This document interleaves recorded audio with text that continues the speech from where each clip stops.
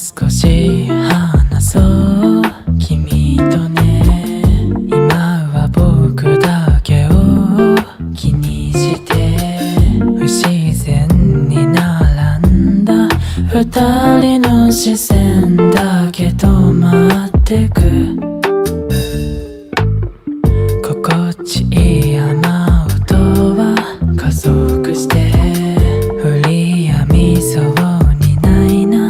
じっとステイ不意に触れるベルベットのような白く細い肌。